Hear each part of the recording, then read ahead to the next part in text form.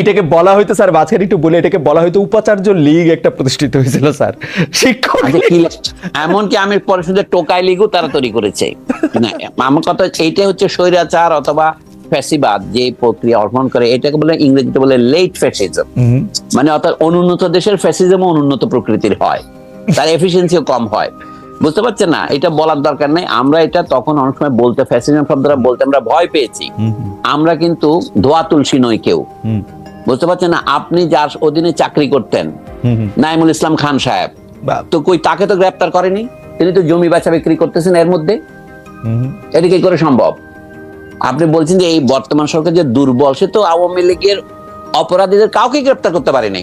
ও জামাত নেতাদের সাথে বসে কিন্তু এই সাংবাদিক যে নেতাদের নামে অ্যাক্রেডিটেশন কার্ড বাতিল করছে, এগুলো তো মশকরা। মানে যাদের জেলে যাওয়া উচিত, যেমন সোহরাব হাসান প্রথম আলোতে কাজ করেন, তার সাথে মঞ্জুরুল হাসান বুলবুল ছিলেন, কথাবার্তা তো একজন অমৃত সেবী, মৃত সঞ্জীবনী খেয়ে আসছে এরকম মনে হয়, এত বিনয়ী। তো সেই বিনয়ী তো জামাত নেতাদের সাথে বসে খাওয়া দাওয়া করছে।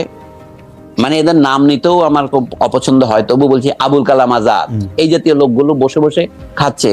অথবা প্রধানমন্ত্রীর তথ্য উপদেষ্টা ছিলেন বা ইকবাল সোবহান চৌধুরী, তো এদের কাউকে তো গ্রেপ্তার করে নাই। তো বর্তমান সরকার ঢালাও মামলা দিচ্ছে, এগুলো তো কোনো মামলা টিকবে না, আইনের দৃষ্টিতে টিকবে না। এবং বরঞ্চ এইটা আমি মনে করি এই যে জনগণের বিপুল আত্মত্যাগের মাধ্যমে, ছাত্রছাত্রীদের বিপুল রক্তপাতের মাধ্যমে যে সরকার এসছে, যা আমরা একটা স্বৈরতন্ত্রের কবল থেকে মুক্তি পেয়ে আমরা কিছুটা নিঃশ্বাস ফেলতে পারছি, সেটার বিরুদ্ধে ষড়যন্ত্র থেকে এই পর্যন্ত মিথ্যা মামলা দেওয়া। আমার মনে হয় যে প্রফেসর সলিমুল্লাহ খান যেটি বলছেন সেটি আমরা আসলে সবাই মনে রাখতে পারি, যে এই বিচার আসলে জনগণের সামনে ক্ষমা চাওয়া এবং এইরকম একটি বিচার হওয়া উচিত, সেটি আসলে ঢালাও মামলার ক্ষেত্রে না। আমরা মনে হয় যে এটি আসলে অনেকে মনে রাখবেন। মডেলটা বলি, খালেদ আমাকে বলে যে দক্ষিণ আফ্রিকা যেটা হয়েছিল ট্রুথ এন্ড রেকনসিলিয়েশন, আমরা দেশের সব মানুষকে জেলে ঢুকাইয়া সব মানুষকে নির্বাসনে দিয়ে দেশ চালাতে পারবো না, সোজা কথায়। কিন্তু যে অন্যায় করেছে সেটা যদি আপনি বিচার না করেন, তাহলে আপনি অন্যায়কে সহ্য করলেন। রবীন্দ্রনাথ ঠাকুর আমাদের সকলের শ্রদ্ধেয়, অন্যায় যে করে আর অন্যায় যে সহে, তব ঘৃণা যেন তারে তৃণ সমদহে। আপনি এদের কোনো বিচার না করেন, বুদ্ধিজীবীরা পাকিস্তান আমলে অন্যায় করেছে 71 সনে, সেই বিচারটা যদি 70-এর দশকে হয়ে যেত, তাহলে পরবর্তীকালে এতগুলি নাটক আমাদের করা লাগতো না। পরবর্তীকালে আমরা অনেক কোলাবোরেটরের বিচারের দাবি তুলেছিলেন 20 বছর পরে বেগম জাহানারা ইমাম, তার বিরুদ্ধে রাষ্ট্রদ্রোহের মামলা দেওয়া হয়েছিল দেখেন। কিন্তু তার দাবিটা তখনই গ্রাহ্য হলে দেশে পরবর্তীকালে অনেকগুলি নাটক হতো না। হেফাজতের নাটক, শাহবাগের নাটক, এখন যে শাহবাগী টাবে বলতেছে, এগুলি মূল কথা হচ্ছে একটা ঘা যখন পুরনো হয়ে যায় তখন তা পচতে থাকে। এটা পচা শামুকে কাটা পায়ের মতো। আমি বলছি এখনো যদি এই দফায় যদি এরা নিজেরা নিজেদেরকে ক্লিন করে আসে, চীনে যেমন ছিল, কনফেশন করলেই তো হয় যে আমি এটা ভুলটা করেছিলাম ভাই, আমি করব না। আমি শুনেছি আওয়ামী লীগের কোন এক নেতা, মানে প্রথম শ্রেণীর নেতাদের একজন বলে কি আওয়ামী লীগ এখন জনগণের কাছে মাপ চাইতে প্রস্তুত, কিন্তু মাপ তো তাদের নেত্রী চাইতেছে না।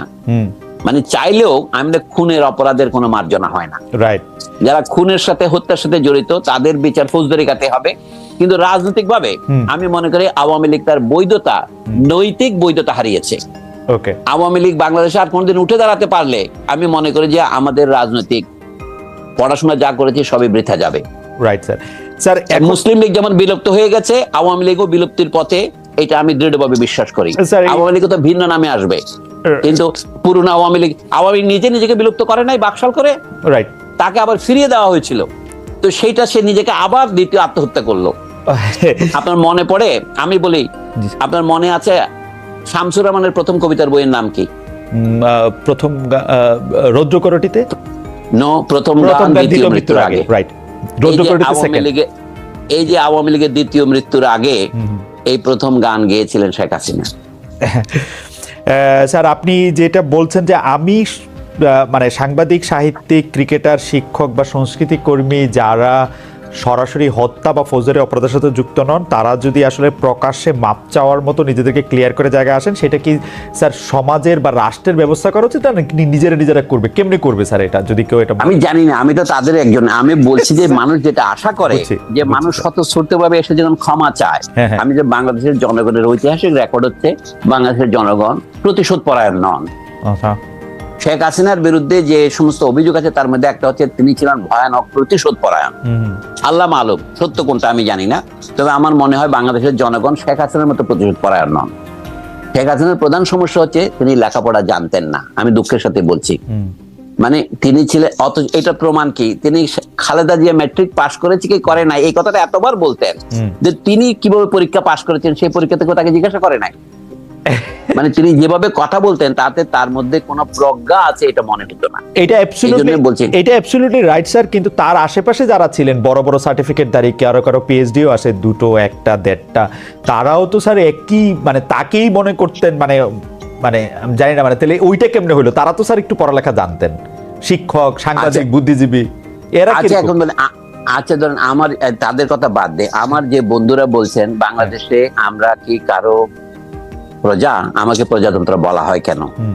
প্রজা তো কথাটা হচ্ছে ইংরেজি পাবলিক কথাটার অনুবাদ, রিপাবলিক মানে হচ্ছে থিং অফ দি পাবলিক, মানে বলে জনগণের মাল। আক্ষরিক রি মানে হচ্ছে লেটিন কথা রেসের সংক্ষিপ্ত ফর্ম হচ্ছে আর ই রি।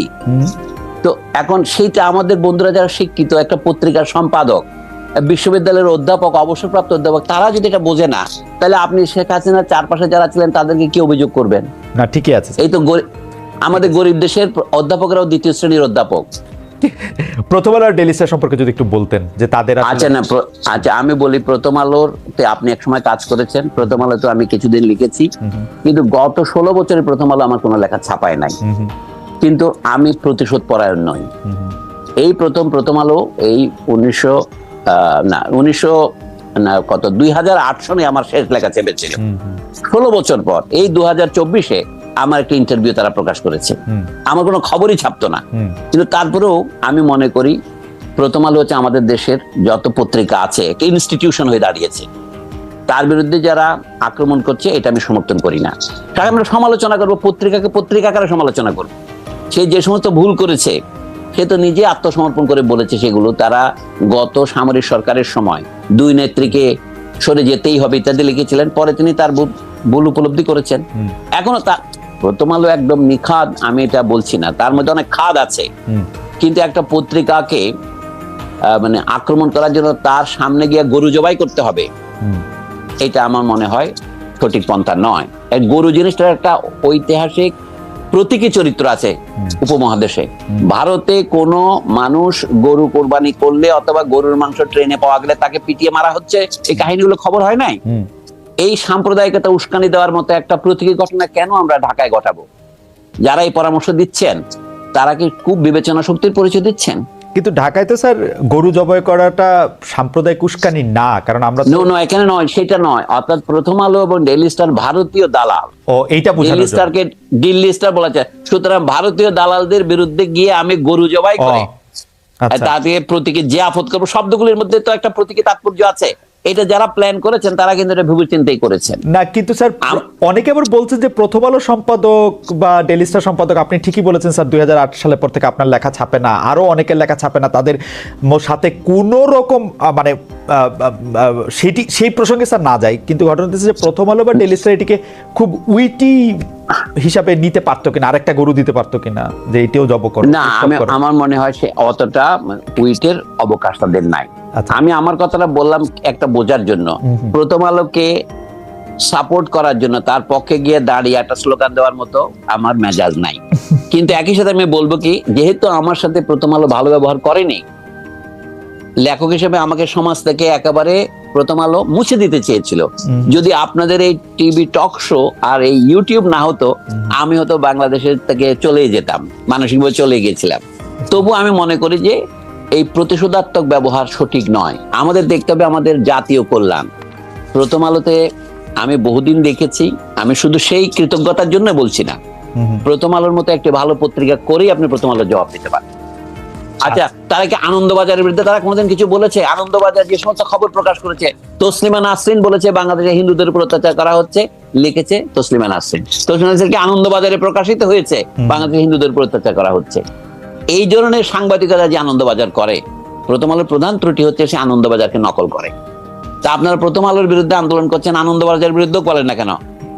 আমাদের যে বন্ধুরা প্রথম আলোর বিরুদ্ধে মানে আপনার সোশ্যাল মিডিয়া গরম করছেন, আমি তো আনন্দবাজারের বিরুদ্ধে একটা কথা বলতে তাদের দেখি না।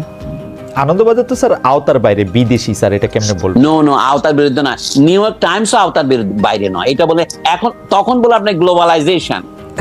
আচ্ছা, আর এখন আপনি কিছু বলবেন না। এই যে fake news, misinformation, disinformation, এটা ভারতীয় শুধুমাত্র রিপাবলিক টিভি করছে না, আনন্দবাজারও তো করছে অনেকটা সফিস্টিকেটেড আধুনিক পদ্ধতিতে।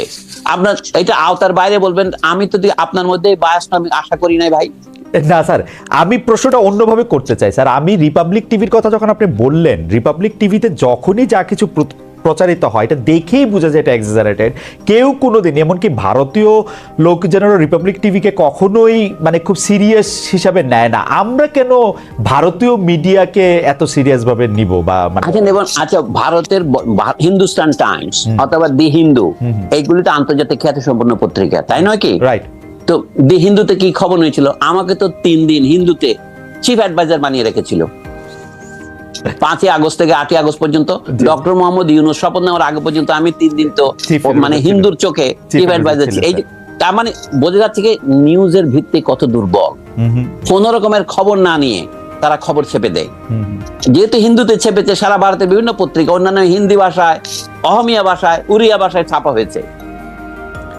যা হোক, আমার বক্তব্য হচ্ছে কি প্রথম আলোকে ডিফেন্ড করা নয়। আমি মনে করি সাংবাদিকতার উপর আক্রমণ করা আমাদের জন্য লাভজনক হবে না। সাংবাদিকতার সমালোচনা করতে হবে সাংবাদিকতা দিয়ে, ওকে। মিথ্যা খবরের সমালোচনা করতে হবে সত্য খবর দিয়ে। আমি বই ব্যান করার পক্ষে নয়। পত্রিকা এই যে প্রথম আলো ব্যান করতে হবে যারা বলছে, এগুলো হচ্ছে উগ্রতা, এটা সঠিক হবে না। ওকে, আমি জাতির স্বার্থেই বলছি, প্রথম আলোর স্বার্থে নয়। স্যার, ওই প্রসঙ্গটা যখন আসলোই, মানে আপনি হিন্দুর একটা আর্টিকেলের কথা বললেন যে অনেকেই দেখা গেছে যে অনেকের চাওয়া ছিল যে আপনি সরকারে থাকবেন, অন্তর্বর্তীকালীন সরকারে, আপনার নেতৃত্বে শিক্ষা সংস্কার হোক, সরকারের নিয়োগ প্রক্রিয়া সংস্কার হোক, পিএসসি সংস্কার হোক, বিশ্ববিদ্যালয় সংস্কার হোক। আসলে যতগুলি সংস্কারের ব্যাপারে আপনার কথা যতজন শুনেছে, তারা সবাই চেয়েছিল যে এইগুলির ব্যাপারে আপনার একটা প্রকাশ্য অংশগ্রহণ থাকুক। এটি কি মানে এটি নিয়ে আপনি কিছু বলবেন কিনা, যে জনগণ এটা আসলে খুব জানতে চাচ্ছে যে আপনি আমাকে অনুষ্ঠান শুরুর আগে বলছিলেন স্যার, অনুষ্ঠানের আগে বলছিলেন যে আমি এত এত এত এত ফোনের মধ্যে কি দেখি এটা লোকে বলে। আমি দেখছিলাম যে লোকে কি বলে, লোকের মধ্যে একটা বড় অংশ এটি বলছে যে আপনাকে আসলে সরকারে দেখা গেল না কেন, নিলেন না কেন, থাকলেন না কেন, এরকম একটা প্রশ্ন। আচ্ছা, এখনকার যে সরকার এটা হচ্ছে আপদকালীন সরকার, আমরা অন্তর্বর্তীকালীন বলি আর কি, তাই না? এখন এখানে প্রধান ব্যক্তি হচ্ছেন ডক্টর মোহাম্মদ ইউনূস, যার খ্যাতি জাতীয় সীমানার বাইরে ছড়িয়েছে। আপনি যদি বলেন যে আনন্দবাজার সঙ্গে কথা বলা যাবে না যেহেতু এটা আমাদের সীমানার বাইরে, না বলা যাবে না আমি বলি নাই। আমি বলছি যারা এই আহ্বান জানাচ্ছে তারা হয়তো ভাবতেছে আয়ত্তের বাইরে, কারণ বাজারে আমি বলছি আর কি, এখন ডক্টর ইউনূস এতগুলি পুরস্কার পেয়েছেন আন্তর্জাতিক ভাবে। শুধু নোবেল পুরস্কার তো নয়, তিনি ম্যাগসেসে পুরস্কার থেকে শুরু করে আমেরিকান কংগ্রেসের গোল্ড মেডাল, প্রেসিডেন্ট মেডাল, তার পুরস্কারের তালিকা করতে গেলে এক জীবন পার হয়ে যাবে। রাইট। তো এইরকম আন্তর্জাতিক খ্যাতি সম্পন্ন একটা লোক এই শূন্যস্থান পূরণ করেছেন। এখন তিনি যখন প্রধান উপদেষ্টা, আমাদের দেশে আপনি জানেন প্রধানমন্ত্রী যেমন তার মন্ত্রীদের নির্বাচন করেন, তিনি তার উপদেষ্টাদের নির্বাচন করবেন, এটা তার এখতিয়ার, তাই না? তো এখন কথা হচ্ছে জাতির সেবা করার জন্য তিনি যাদেরকে যোগ্য মনে করছেন তাদের নিয়েছেন, তাতে আমাদের আপত্তি করার কিছু থাকতে পারে না। অ্যাজ অফ রাইট মানুষ কত কিছু আশা করতে পারে, সেটা বড় ব্যাপার নয়। তবে জাতির সেবা করার পথ, এই যে আপনি ডয়েশে বেলে আপনি ছিলেন ইন্ডিপেন্ডেন্ট টিভিতে, তার আগের কথা বাদ দিলাম, প্রথম আলোতে কাজ করেছেন, সরকারি চাকরি ছেড়েছেন আপনি, এখন আপনি দিকে নিউ ইয়র্কের ঠিকানা একটা প্রাইভেট পত্রিকায় গিয়ে কাজ করছেন। আমিও সেরকম নানা জায়গা থেকে দেশের সেবা করার যে সুযোগ আছে সেটা আমি ব্যবহার করব। মানে আমি যে জাতীয় সমাজ, যেটাকে অনুবাদ করতে না পারে আমাদের বাঙালিরা মানে এটাকে সুশীল সমাজ বলে। আমাদের শিক্ষা দীক্ষার যে কত অন্যায় অবনয়ন হয়েছে তার একটা প্রধান হচ্ছে লোকে সিভিল সোসাইটি অনুবাদ করতে পারে না, পলিটিক্যাল ইকোনমির অনুবাদ করতে পারে না, পলিটিক্যাল ইকোনমি অনুবাদ করে রাজনৈতিক অর্থনীতি। তাতে বোঝা যায় সে নিজে যে আসলে দেউলিয়া, এটাই প্রমাণ করে। বাংলাদেশের বুদ্ধিজীবী সমাজ প্রায় দেউলিয়া, কারণ সবাই দেখে অনুবাদ করে। তৃতীয় হচ্ছে প্রজাতন্ত্র। আমি 3টা শব্দ, সস্তার 3 অবস্থা বলে না, আমাদের সুশীল সমাজ, রাজনৈতিক অর্থনীতি এবং নাগরিক তন্ত্র। আমাদের এক বন্ধু বলে এটার নাম হবে সর্বজনতন্ত্র, কারণ সর্বজন শব্দটা তার প্রিয়। তা আমি বলছি এই অবস্থায় কথা বলা খুব মুশকিল। আমার কাজ হলো একজন নাগরিক হিসেবে, আপনি উপদেষ্টা হলেন কি হলেন না বড় ব্যাপার নয়, আপনি আমাকে বলেন, আমি আমার কর্তব্য পালনে যেখানে যেখানে বিচ্যুত হয়েছি সেখানে সংশোধন করে দেন, সেটা করব। উপদেষ্টা হওয়াটা কোনো বড় ব্যাপার নয়। দেশে ভবিষ্যতে নির্বাচন হবে, আমি মনে করি যারা নির্বাচিত হয়ে আসবে, এখন এটাই হচ্ছে গুরুত্বপূর্ণ প্রশ্ন। Okay. সংবিধান সংশোধনের জন্য আমাদের যেটা